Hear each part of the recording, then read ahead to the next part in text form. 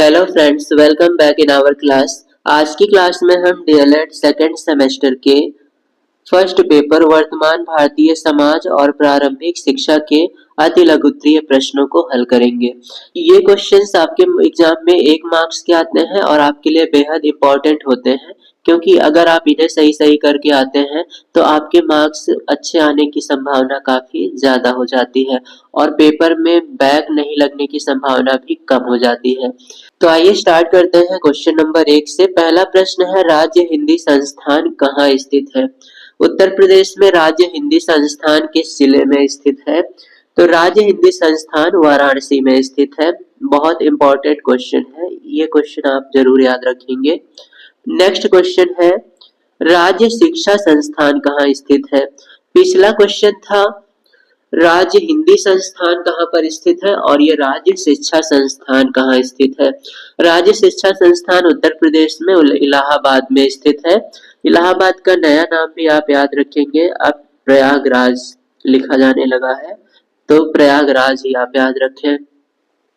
Next question है, ग्राम शिक्षा समिति का सचिव कौन होता है? इसमें 2 तरह के क्वेश्चन आते हैं। एक क्वेश्चन आता है ग्राम शिक्षा समिति के सचिव और दूसरा अध्यक्ष। तो ग्राम शिक्षा समिति का सचिव होता है प्रधान अध्यापक और अगर अध्यक्ष की बात करेंगे तो अध्यक्ष होता है ग्राम प्रधान। ये दोनों क्वेश्चन आप याद रखेंगे और ये क्वेश्चन आपके लिए इम्पोर्टेंट है। ये एमसीक्यू में भी आ सकता है और अति लघुत्तरीय प्रश्न में भी आ सकता है।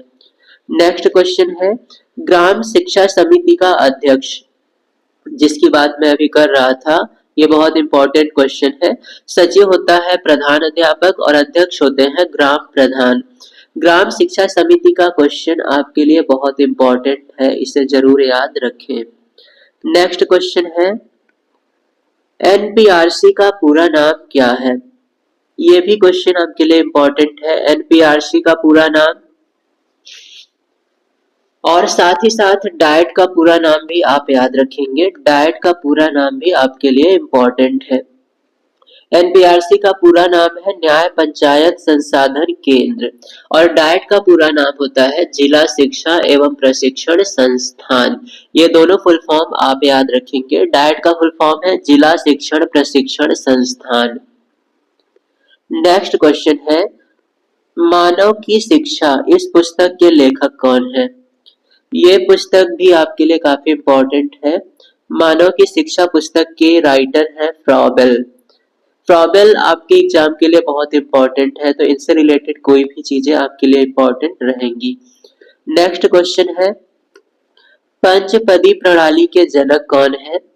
पंचपदी प्रणाली के जनक माने जाते हैं हर्बर्ट स्पेंसर। तो इस क्वेश्चन को भी आप याद रखेंगे।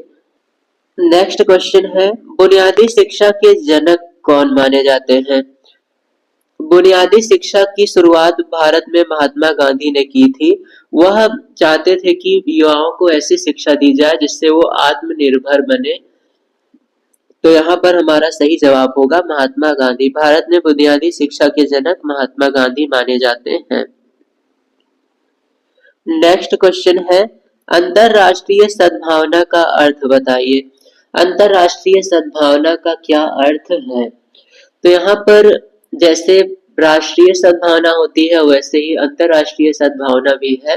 राष्ट्रीय सद्भावना के अंतर्गत हम अपने राज्य का नागरिक होते हैं। अंतरराष्ट्रीय सद्भावना के अंतर्गत हमें यह सिखाया जाता है कि हम संपूर्ण विश्व के नागरिक हैं। वर्तमान संपूर्ण विश्व ही एक परिवार की तरह होता है।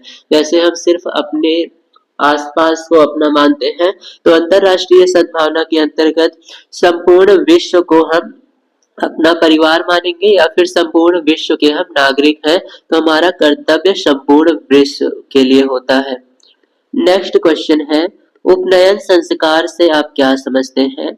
उपनयन संस्कार काफी इंपॉर्टेंट है भारतीय समाज के अंतर्गत। बालक को जब शिक्षा के लिए गुरु के पास ले जाया जाता है तो इसे कहा जाता है उपनयन संस्कार। पहली बार बालक को शिक्षा के लिए गुरुकुल में जब भेजा जाता था तो उसे उपनयन संस्कार कहा जाता है। नेक्स्ट क्वेश्चन है, लैंगिक समानता से आप क्या समझते हैं?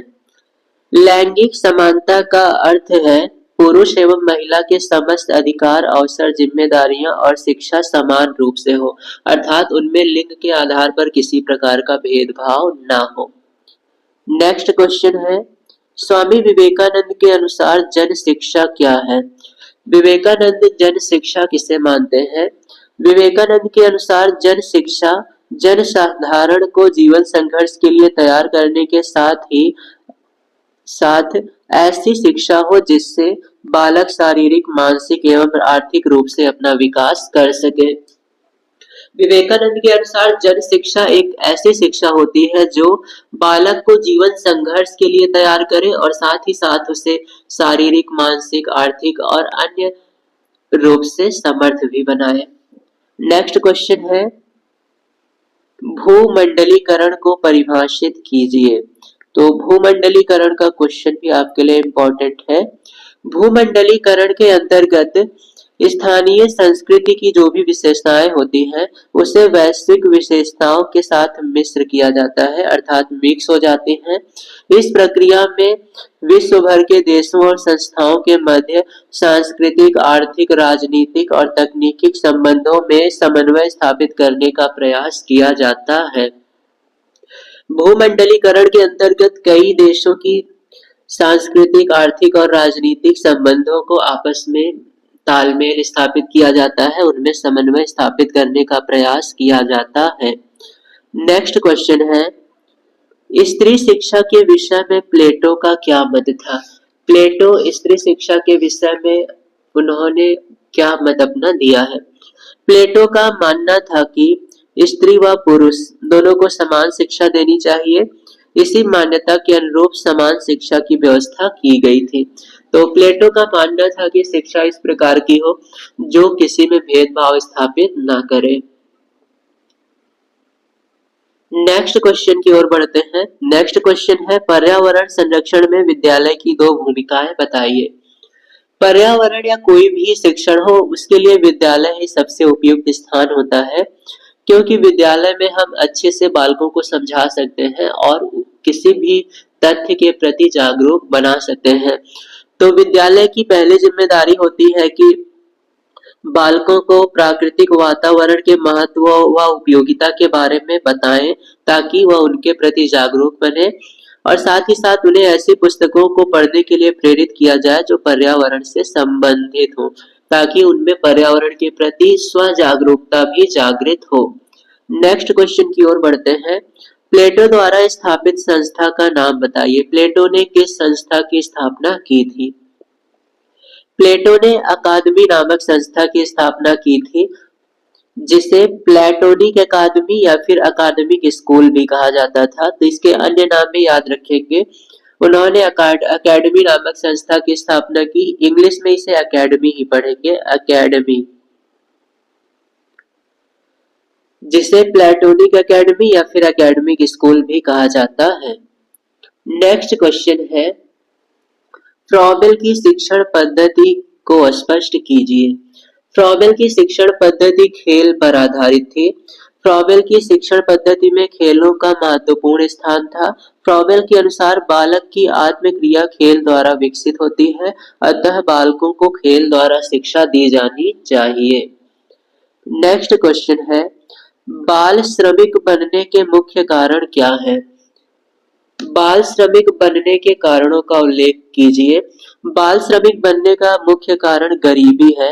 यदि व्यक्ति के पास कोई कार्य नहीं है, आजीविका का साधन नहीं है, तो वह श्रमिक बनने के लिए बाध्य होता है। इसके अतिरिक्त किशोरों व युवाओं के लिए धनार्जन के उपयुक्त अवसरों का न होना भी महत्वपूर्ण कारक है। जब बालक को कोई उपयुक्त कार्य नहीं मिलता है तो भी वह श्रमिक बनने के लिए बाध्य हो जाते हैं। नेक्स्ट क्वेश्चन है, शैक्षिक अवसरों की समानता के लिए कौन कौन से बिंदु आवश्यक हैं? शैक्षिक अवसरों की समानता के लिए विद्यार्थियों को पुस्तकें और ड्रेस प्रदान करना चाहिए। विद्यार्थियों के लिए उन विषयों का अध्ययन करने के लिए प्रोत्साहित करना चाहिए जिनका अध्ययन वह कर सके। बालकों को ऐसे विषयों को पढ़ने के लिए प्रेरित करें जो वह आसानी से सीख सके। तभी वह शिक्षा के लिए अग्रसर होंगे, नहीं तो समानता स्थापित नहीं हो पाएगी। नेक्स्ट क्वेश्चन है, जल संचयन की उपयोगिता बताइए। रेन वाटर हार्वेस्टिंग एक सिस्टम होता है, रेन वाटर हार्वेस्टिंग। इसके तहत बारिश के पानी का संचयन किया जाता है। वर्षा के जल का संचयन करना अति आवश्यक है, क्योंकि वर्षा के जल का हम संचयन करेंगे तो सतही जल प्रदूषण कम किया जा सकता है, साथ ही साथ भूजल स्तर में भी सुधार किया जा सकता है।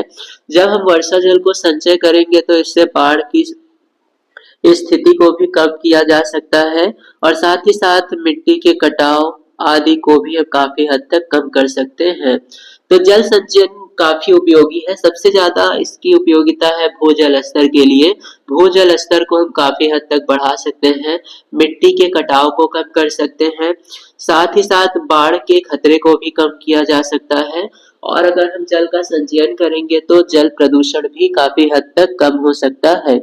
जल के संचयन के लिए रेन वाटर हार्वेस्टिंग ये काफी इम्पोर्टेंट और महत्वपूर्ण है।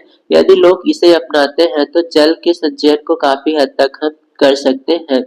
तो इस प्रकार से ये थे डीएलएड सेकेंड सेमेस्टर के फर्स्ट पेपर वर्तमान भारतीय समाज और प्रारंभिक शिक्षा के कुछ इम्पोर्टेंट क्वेश्चंस।